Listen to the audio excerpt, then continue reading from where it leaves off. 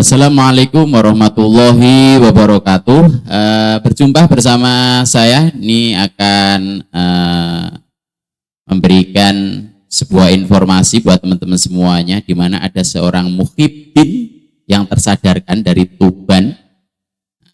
Semoga kronologi tersadarnya muhibbin ini juga akan menjadi referensi bagi teman-teman semuanya di kalangan muhibbin yang lain gitu ya. Oke, kita simak pemaparan yang mana seorang muhibbin dari Tuban ini. Mudah-mudahan kita semua juga akan mendengarkan ini. Mari kita dengarkan muhibbin yang tersadarkan ini.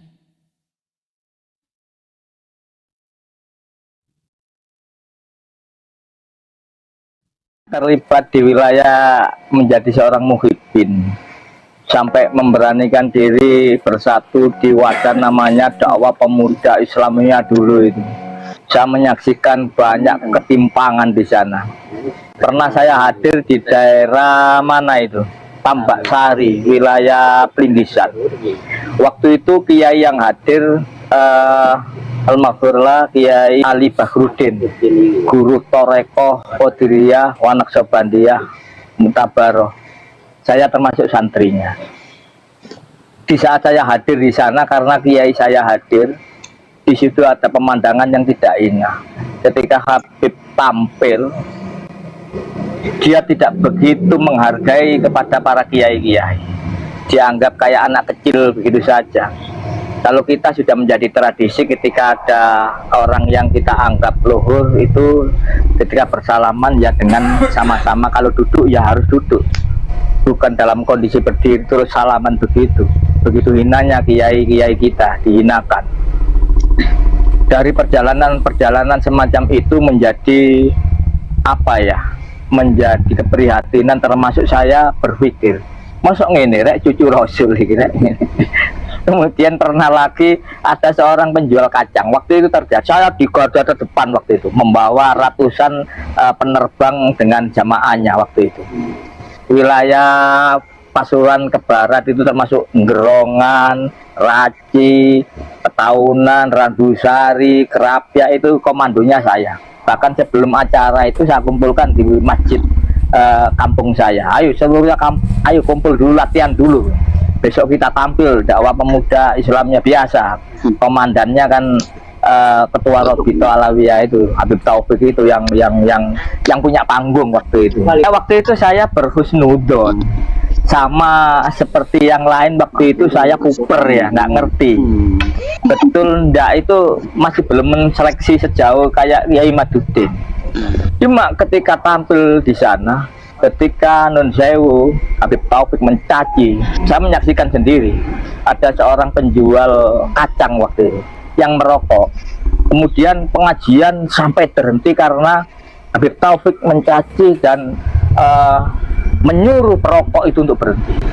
Bahkan sampai, kalau kamu tidak mematikan rokokmu, pengajian ini bubar.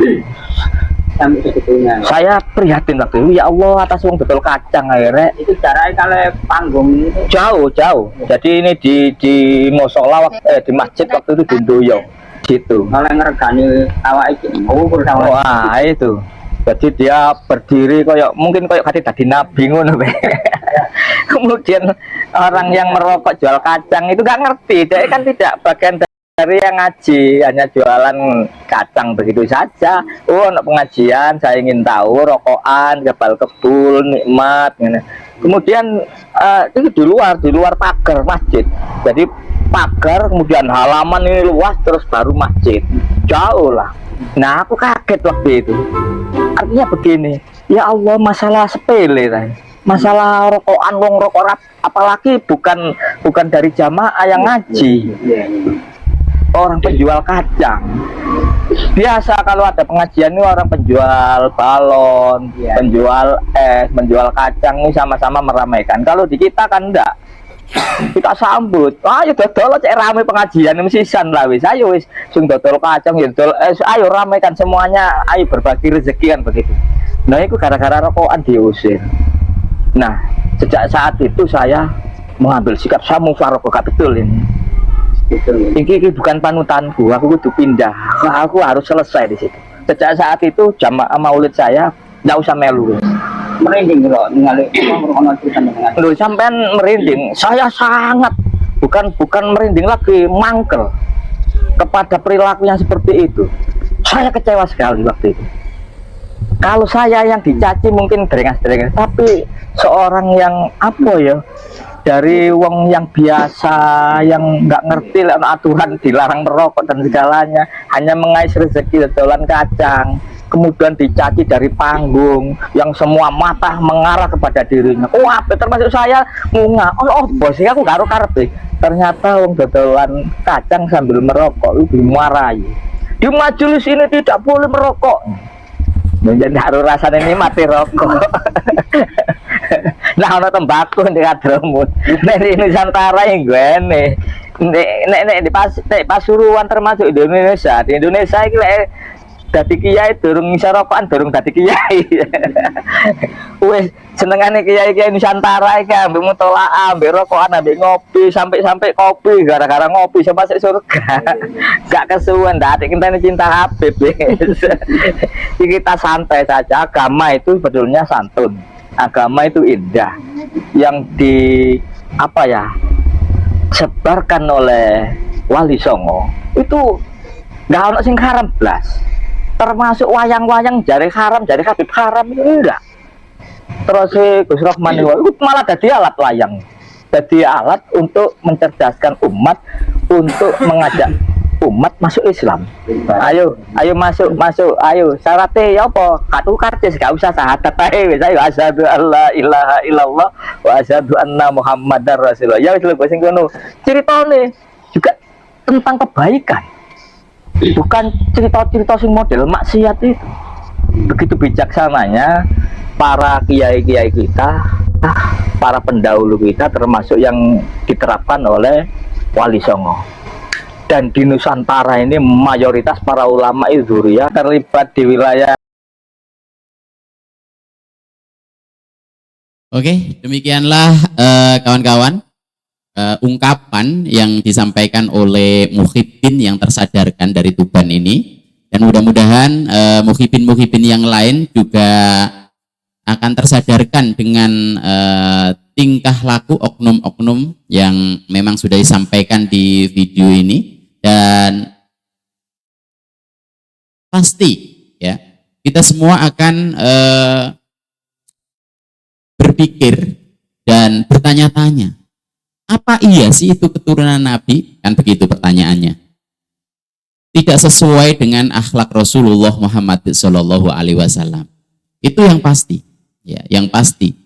Karena dalam pemaparan yang disampaikan oleh Muhyiddin tersebut, bahwa ada seorang penjual kacang, ya, yang mana tentunya ini diusir gara-gara merokok. Dan itu sebagai tindakan perilaku yang tidak mencerminkan akhlak Rasulullah Muhammad SAW.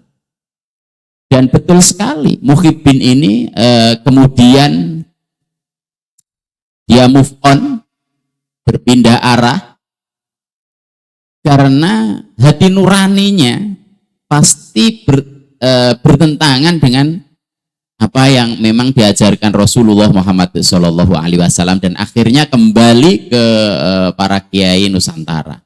Itu ya kawan-kawan semuanya dimanapun Anda berada, silakan berikan komentar, dan juga mudah-mudahan teman-teman semuanya dengan video tersebut akan tercerahkan, dan dengan video tersebut teman-teman juga akan terus berpikir ya, cerdas untuk menanggapi polemik-polemik nasab di saat ini. Oke, itu yang bisa saya sampaikan. Mudah-mudahan bermanfaat, dan saya akhiri. Assalamualaikum warahmatullahi wabarakatuh.